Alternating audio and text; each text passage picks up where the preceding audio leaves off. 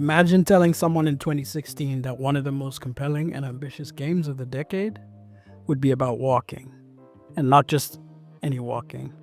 Tripping over rocks, slipping down hills, carrying 400 pounds of Amazon Prime deliveries on your back like a post-apocalyptic FedEx intern. Welcome to Death Stranding, a game that made walking not only fun, but emotional, strategic, and even spiritual. And yes, this game was made by the guy who put a psychic man in a gas mask reading your memory card. This is the story of how Death Stranding took a mechanic we usually take for granted and turned it into the star of the show. Now, let's get this out the way from right at the beginning. Death Stranding is not your typical action game. If you came expecting Call of Duty Ghosts, Kojima had other plans. Plans involving 30-minute cutscenes, ghost babies in jars, and more product placement than a Marvel movie. But beneath all the high-concept weirdness is a design philosophy that's surprisingly grounded. Literally. From the moment you take your first steps to Sam Porter Bridges, you feel the weight of everything. The physics engine calculates the momentum of each foot. Your cargo shifts with every movement, and the terrain is a puzzle in of itself. Walking is no longer a mindless traversal mechanic, it's an act of survival. Every step demands interaction. Every step demands intention.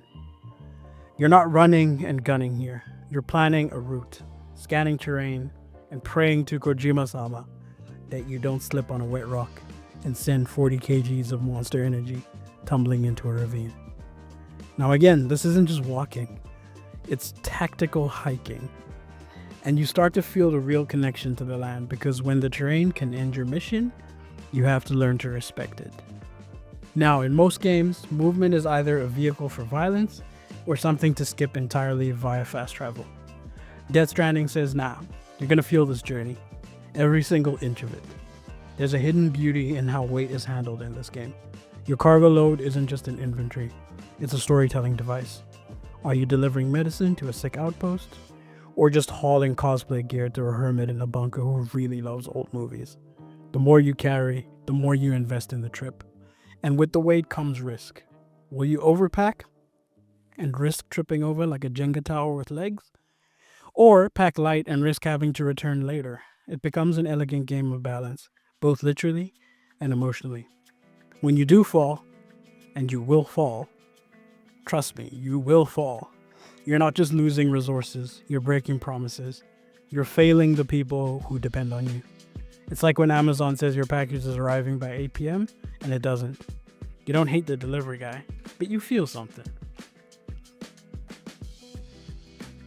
Now, let's talk about world design. Kojima's America isn't just a backdrop, it's a character. Its haunting emptiness is a mirror of the post-apocalyptic society that's forgotten how to be connected. There are no cities bustling with NPCs. There are no side quests dragging you into bar fights. That's just you, the road, and the reminder that this land once meant something. As you walk through valleys, cross rivers, and climb snow-capped peaks, you don't just see the world, you feel the world. You learn where the slopes are dangerous, where the BTs lurk, and where someone else left a handy ladder or bridge, or any assistance tool to help each other. And again, that's another genius twist this game has. Other players leave signs, ropes, and roads in your world. They never speak, you never meet, but their presence is undeniable. Imagine if every like on social media was attached to a bridge that helped someone to cross a river. That's basically Death Stranding. It's the rare online experience that's about empathy. Now, this is where walking in Death Stranding becomes meditative. You start with nothing. No roads, no vehicles, no fancy boots, just a tired man, a crying ghost baby, and a dream. And over time, you carve paths into the land, roads get built, zip lines span mountaintops. What once took you hours now takes you minutes. The world becomes less dangerous, not because it changed, but because you did.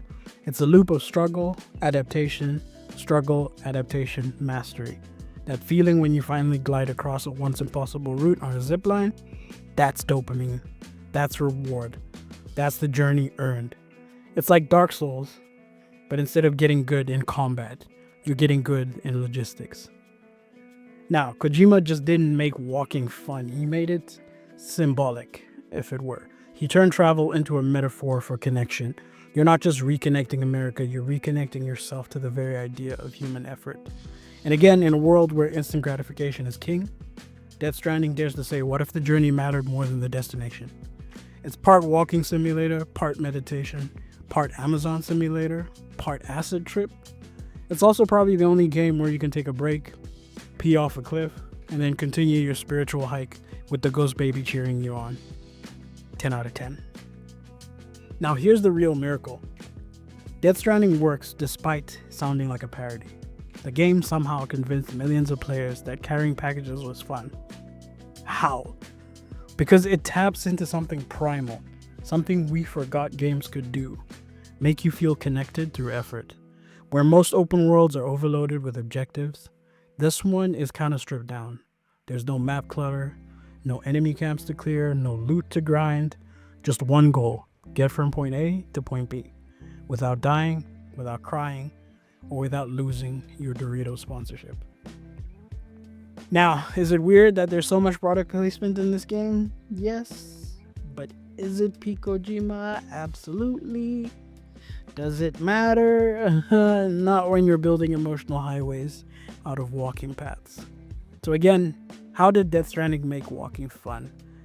For me, I think by giving it meaning, by designing systems around fragility, responsibility, and the quiet joy of progress, by rewarding patience over aggression, and by reminding us that even in isolation, our actions matter to others.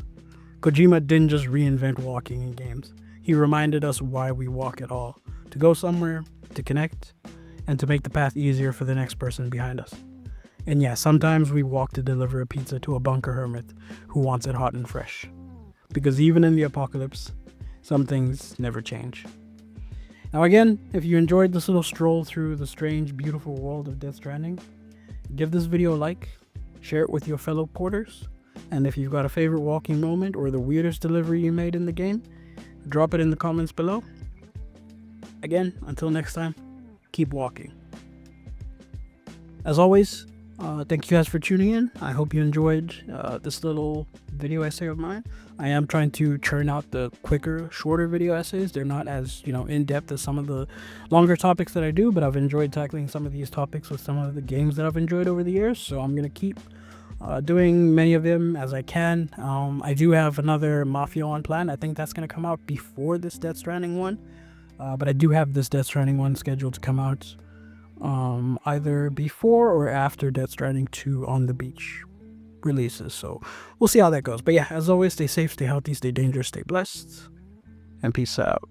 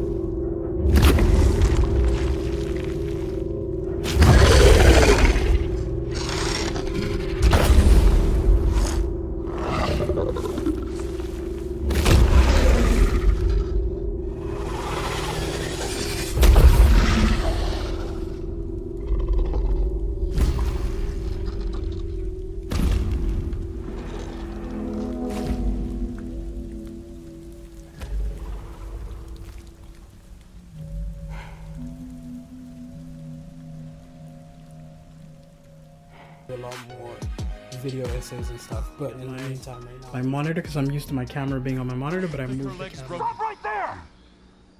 Okay. With not. This is your fault. This is nobody's fault, Henry.